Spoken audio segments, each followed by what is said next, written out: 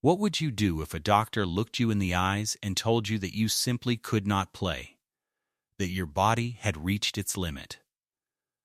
That stepping back onto that field would mean risking everything, not just the game, but your very life. Most people would sit down. Most people would listen. Most people would walk away.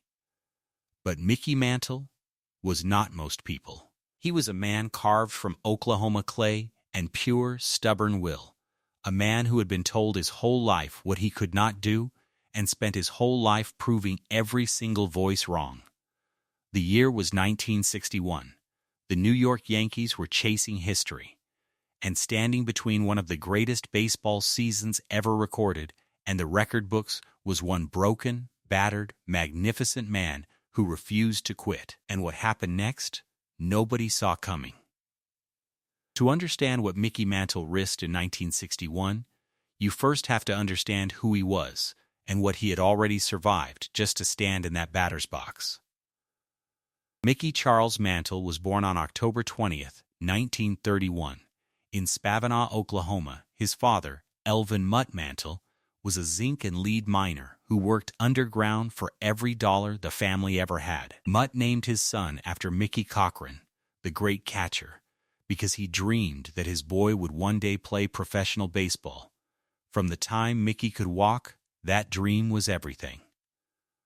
Mutt spent every hour he could teaching Mickey to switch hit, to bat both left-handed and right-handed so that no pitcher could ever shut him down. Mickey didn't just love baseball. He was built for it. But the body that carried so much promise was also fragile in ways that few people ever fully understood. At 17, Mickey was kicked in the left shin during football practice. The injury triggered osteomyelitis, a bone disease that threatened his leg and nearly ended his career before it ever began. Doctors at one point considered amputation. The disease never fully left him. It would haunt him for the rest of his career, flaring up at the worst possible moments, a silent enemy living inside his bones. Then came the 1951 World Series. Mickey was only 19, playing right field alongside the legendary Joe DiMaggio in center. In the fifth game, DiMaggio called him off a fly ball. Mickey stopped suddenly. His cleats caught on a drain cover hidden in the outfield grass. His right knee buckled and tore apart beneath him. He collapsed face first onto the field. His father, who had come to watch him play, rushed from the stands. Mutt Mantle grabbed his son to hold him up and crumpled himself, unable to support Mickey's weight because Mutt was already sick with Hodgkin's disease. Father and son lay on the grass together. 6 months later, Mutt was gone. Mickey never quite recovered from that loss. Through the 1950s, Mickey Mantle became the most electrifying player in baseball, despite playing on a body that was constantly breaking down. Torn cartilage, pulled muscles, abscesses, operations, he played through pain that most men could not have endured. He became the backbone of a Yankees dynasty, winning 3 MVP awards and helping carry New York to 7 World Series titles. Fans worshipped him. His teammates marveled at him. And every doctor who worked on him quietly shook his head at the damage piling up inside this man's body. By 1961, Mickey Mantle was 30 years old. Roger Maris, his teammate, was having the season of his life, closing in on Babe Ruth's single-season home run record of 60. Mickey was right behind him. The whole country was watching. The whole world was holding its breath. And then, Mickey Mantle got the call that threatened to take it all away. September of 1961 should have been Mickey Mantle's month. He had 54 home runs through the summer. Roger Maris had 56. The entire nation was captivated by what the press was calling the great home run race. 2 Yankees. 2 legends. One ghost, Babe Ruth's long-standing record looming over every at-bat. But then Mickey Mantle caught a cold. a nagging, stubborn cold that would not go away. In those days, a doctor named Max Jacobson had a reputation in celebrity circles for giving what people called vitamin injections, energy shots that could help a person push through exhaustion. Mantle went to see him. The injection went wrong. Something in the shot caused an infection in Mickey's hip, a deep, serious abscess that grew rapidly and refused to heal. Mickey Mantle went to the hospital. The doctors took one look at the wound and told him plainly, "You are done. Not done for the season, not done for a few weeks, done with any chance of catching Roger Maris, done with any chance of touching Babe Ruth's record." His body had run out of runway. Just when every eye in America was fixed on the home run race, Mickey Mantle was lying in a hospital bed, watching it on a television screen. Now here is where it gets remarkable, because most men in that situation would have accepted it. Mickey was 30 years old. His body was a map of every injury he had ever taken.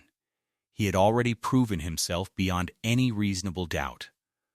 No one would have blamed him for staying in that bed, for letting the wound heal properly, for protecting whatever health he had left. But Mickey Mantle could not sit still. He could not watch from the sidelines while his team, his Yankees, fought through September without him.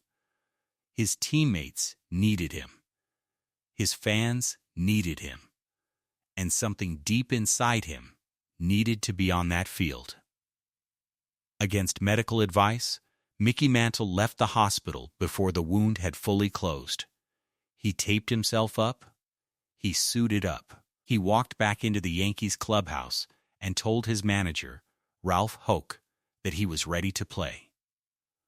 Hoke looked at him for a long moment. Then he put him in the lineup. What happened next was almost too painful to watch. Mickey played through the wound. The bandaging beneath his uniform was soaked through with blood and fluid after each game. Teammates saw the mess in the clubhouse and went quiet. One team official reportedly told a reporter off the record that he couldn't understand how this man was walking, let alone swinging a bat. Every time Mickey stepped into the batter's box, he was fighting not just the pitcher, but his own body, his own biology, the very limits of what a human being can absorb before they break completely. He managed to reach 54 home runs before the body finally said no more. The wound could not be ignored any longer. The pain was too severe. The doctors were firm. Mickey Mantle had to sit down, and this time there was no arguing with it. He watched Roger Maris hit his 61st home run on the last day of the season, breaking Babe Ruth's record.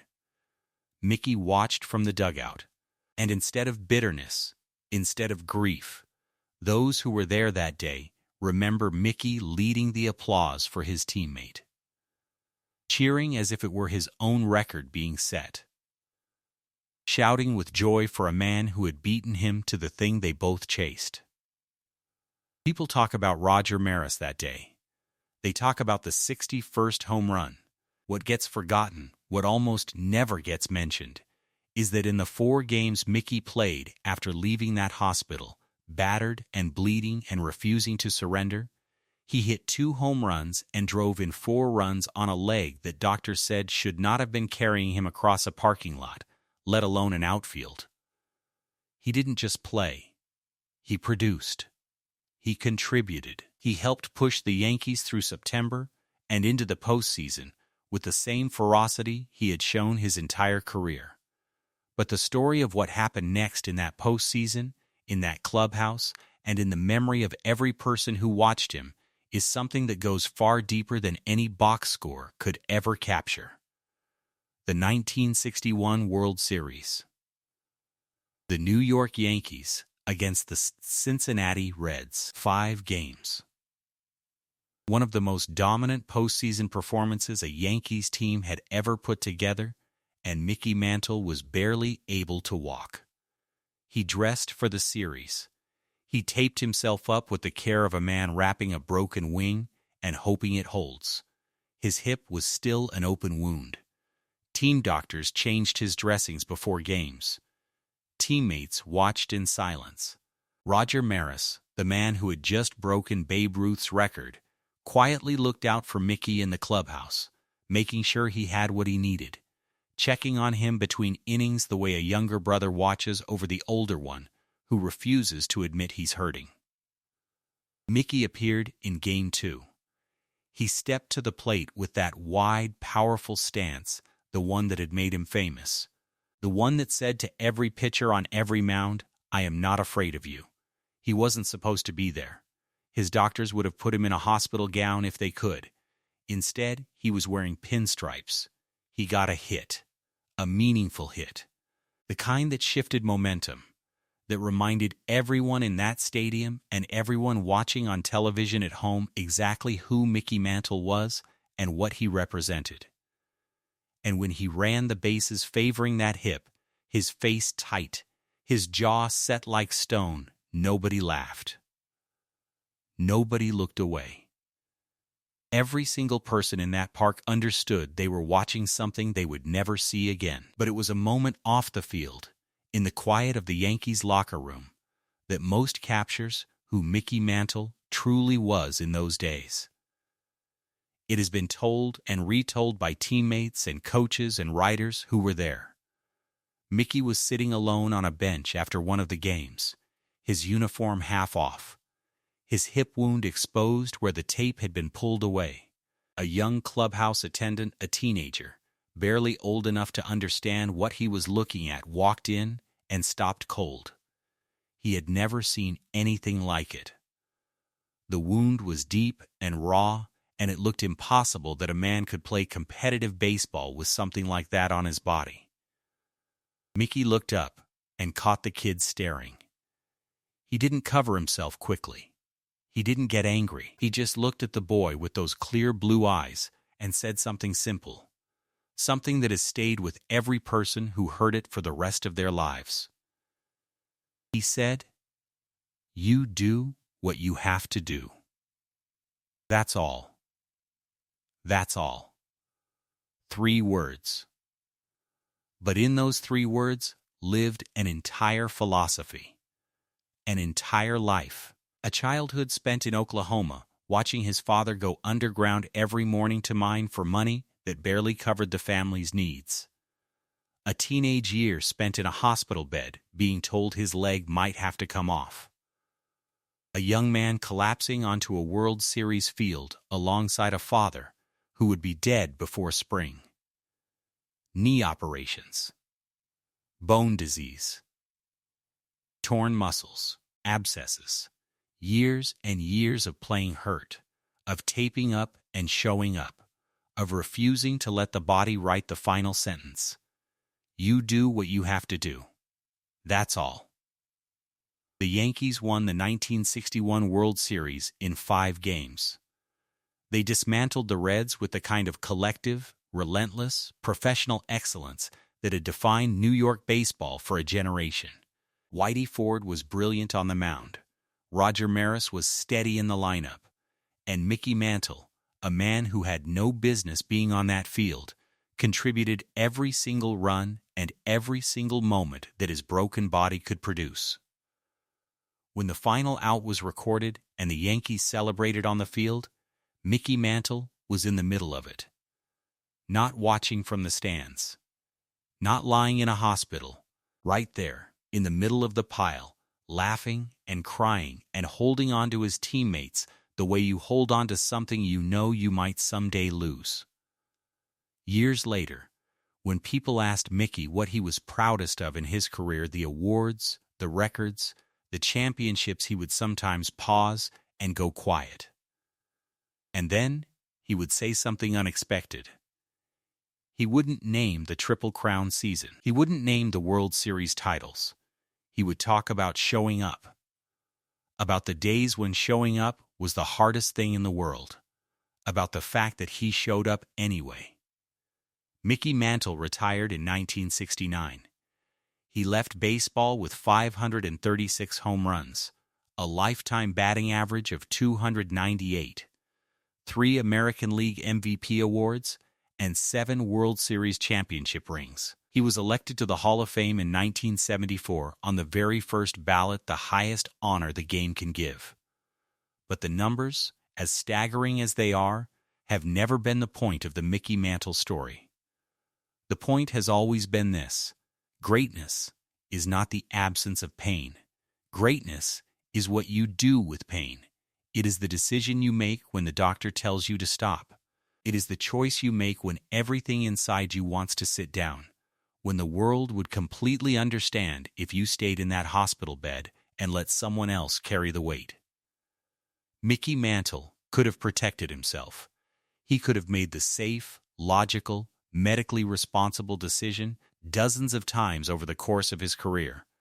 Nobody would have blamed him. Nobody would have thought less of him. But he chose differently, not out of recklessness, not out of ego, but out of a deep and unshakable sense of responsibility to the game, to his team, and to something bigger than his own comfort. There is a lesson in that for every single one of us, not just athletes, not just competitors, but anyone who has ever faced a moment where the easier road is right there, waiting, where surrender is dressed up as wisdom, where quitting sounds like self-care. Sometimes the most powerful thing you can do is show up anyway. Not perfectly, not without pain, not without doubt, but show up.